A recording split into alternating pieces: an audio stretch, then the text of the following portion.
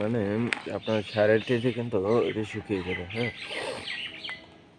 আর আপনার যে কোনো জায়গায় গাছ লাগান না কেন, হ্যাঁ? সেইখানের পরিবেশ জানার চেষ্টা করুন যে এখানে এই পরিবেশে হবে কিনা এই গাছটা, ঠিক আছে? তারপরেই একটা গাছ লাগানোর চিন্তা ভাবনা করুন, ঠিক আছে? মানে আপনার মন চেয়েছে যে আপনি এখানে একটা গাছ লাগাবেন, হুম? এসে লাগিয়ে দিলেন এরকমের না, ঠিক আছে? আপনাকে আগে জানতে হবে ভালো মতন যে এখানে এই গাছটা হবে কিনা, হ্যাঁ? এটা এখানে লাগানোর পদ্ধতি কি, হ্যাঁ? সব বিষয়ে জানতে হবে তারপর কি আপনার এই গাছটা লাগাতে হবে, নাহলে কিন্তু আপনি গাছ লাগাতে পারবেন না। হুম, তো মানে এক একটা গাছে লাগানোর এক এক ধরনের নিয়ম, হ্যাঁ? তো মানে আম গাছের লাগানোর নিয়ম হচ্ছে কি অন্য রকমের, হ্যাঁ?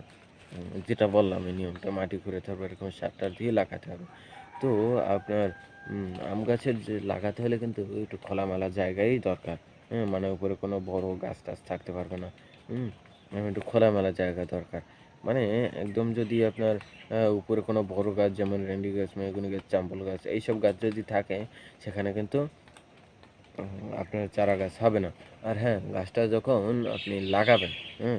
মানে ধরুন আপনি গাছটা লাগিয়েছেন, হুম? চারা গাছটা এনে কিন্তু আপনি হাট থেকে কিনে এনে আপনি লাগিয়েছেন, হ্যাঁ? কিন্তু আপনার আ এটাকে আপনি বেড়া দিয়ে দেন না। মানে জাল কিংবা ডালপালা দিয়ে আপনি বেড়া দিয়ে দেন না। মানে বেড়া বলতে কি একটু চারপাশে একটু রাউন্ড করে যদি দিয়ে দেন, হুম?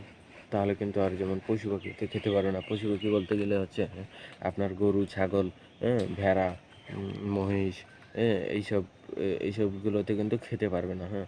সেই দিকে লক্ষ্য রাখতে হবে যে আপনার কোনো পশু-পাখিতে যাতে গাছটাকে নষ্ট না করতে পারে, ঠিক আছে? আর চারা গাছকে কিন্তু পোকে ধরে, মানে পাতা খাওয়ার একটা পোক আছে, সেটা হচ্ছে গিয়ে বিচ্ছু, হুম? গা চারা গাছ কিংবা বড় গাছেও দেখবেন পাতা একদম খেয়ে ফেলে। ওটা হচ্ছে কি বিচ্ছু, মানে বিচ্ছু ১ টা ২ টো না, প্রায় আ ক কয়েকশো বিচ্ছু দেখা যায় যে গাছটা ধরে এমনকি পাতাগুলো খেয়ে ফেলে। তো সেটা যদি দেখা যায় তাহলে স্প্রে দিয়ে পাতাগুলোকে ভিজিয়ে দিন, তারপর বিষ দিয়ে মানে এন্ডিল দিয়ে। তো এই পাতাগুলো যদি খায় আপনার উম এই পাতাগুলো যদি আপনার ওই পোকে যদি খায় তাহলে কিন্তু পোকগুলো মরে পড়ে যাবে। ঠিক আছে? তো সেদিকে লক্ষ্য রাখতে হবে যাতে আপনার চারা গাছ কিংবা বড় কোনো ফলকার গাছে আপনার বিচ্ছু কিংবা এইসবে আক্রান্ত না করতে। আর আরেকটা জিনিস খেয়াল রাখতে হবে যে পিঁপড়া, হুম?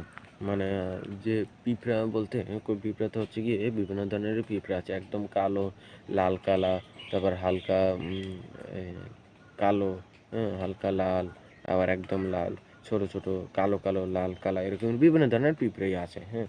তো